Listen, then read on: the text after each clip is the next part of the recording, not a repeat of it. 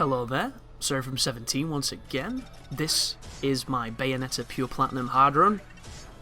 This is my 17,000 subscriber appreciation project, or celebration project I should say, because there's probably a lot of people that would have appreciated a God Hard Vanquish walkthrough, which will come, folks. I played it a couple of weeks back just to see if I could still play that game, or if it'd take a while to get back in the string. And I ended up beating half the game on God Hard in a couple of hours, so I'm very confident in my ability to get up to the double bogey fight, and then we'll see where that goes. But this is Bayonetta, and the celebration part comes in the form of, this was the very first game I covered on my channel, and it's nice to go back, and I just think it's apt, because it's one of my all-time favourite games. I love it, and this is something that not only is going to test my abilities, my patience, my sanity, but it should also be something really fun and different for the channel, because I don't do this type of stuff lightly, mainly because I'm not really capable of doing it. Pure Platinum in this game, for some people, is probably effortless and easy because they're very well practiced, but I'm not that kind of player at all, so this to me is incredibly challenging.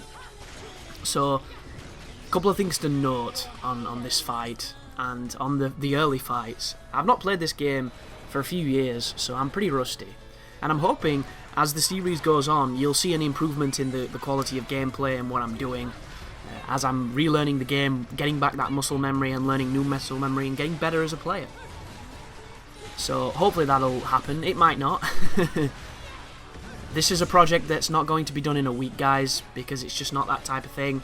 It's something that's going to be released every so often when it's ready, because doing this can either take 10 minutes or it can take 10 hours. It's truly diabolical at times. I'm currently stuck because I have to do two verses with Pure Platinum without a checkpoint in between them, and the second verse is stay in the air for 30 seconds against a fucking fairness, which is so stupid and I hate it. And every single time I mess up on it, I have to do a really simple, easy Pure Platinum that wastes, 2 minutes of my life, so it's getting incredibly frustrating. But enough about that, more about this. What are you going to see in this run? So the first thing is, I've got a couple of restrictions on myself, because I always use a sword and killgore. That's kind of my thing. Whenever I have those two things together, I can, do massive damage, I can kick ass, I know the combos, I enjoy them. So I've decided to use weapons I've never used. Try and learn them, try and get better with them, try to move out of my comfort zone. Obviously, you're not going to see me doing the best things with these weapons until I really learn how to use them, and learning how to use them when there's a ton of moves can be quite tricky, so hopefully that's another thing that will develop, or I'll just keep spamming the same moves that I know work. Hopefully it'll be the former. Secondly, you'll not see me using the killgore combo, which is where you get the killgore to fire more rockets than is inhumanly possible, and it does insane amounts of damage and increases your combo massively. I do not have a problem with this move. I don't think it's a glitch. I think it's intended. I think it's one of those awesome parts of games that just happen serendipitously, like combos in Street Fighter.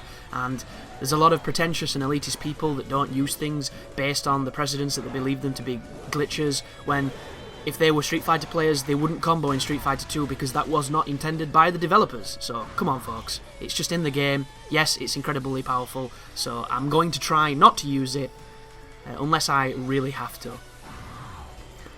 Also, I will not be using Pulley's Butterfly, which is an accessory that enables you to take damage without being damaged, and it decreases your magic instead.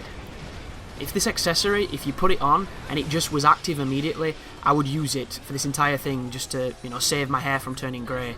But it doesn't. You have to access it. You have to hold these buttons, and sometimes it doesn't work, and sometimes you get hit while you're doing it, so I'm just not going to mess with it. I'll take the restart, even though restarting on this game is incredibly tedious, because for every amazing and brilliant thing that the developers have made, they didn't give you the option to restart checkpoint.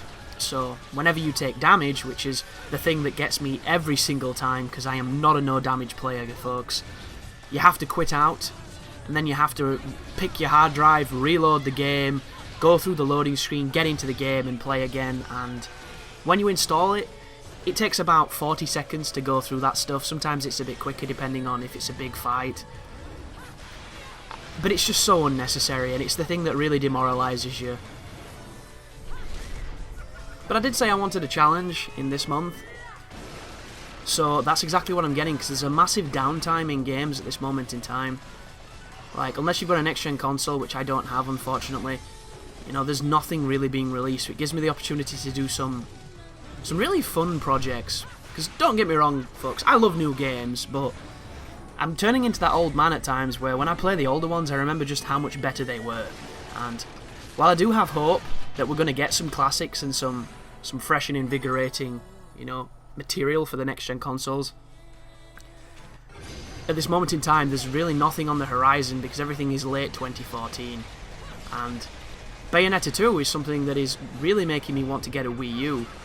And when I was checking the prices of them the other day, I was absolutely stunned.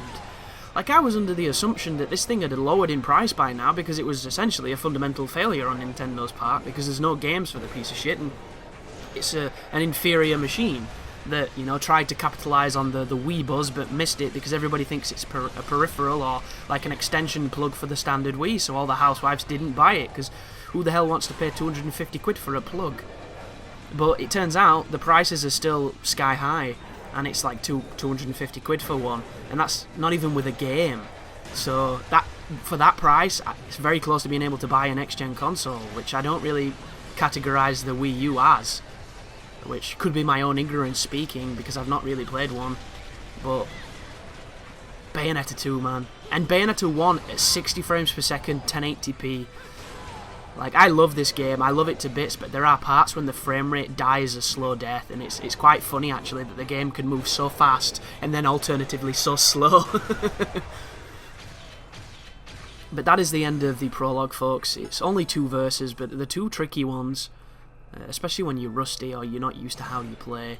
But I'm going to leave these little bits in at the end so you can see my scores. Some of my scores might not make sense because occasionally there will be more than one run put together, but I'll explain that in the second video where it's a little bit more applicable. So thank you for watching, and as always, you take care now.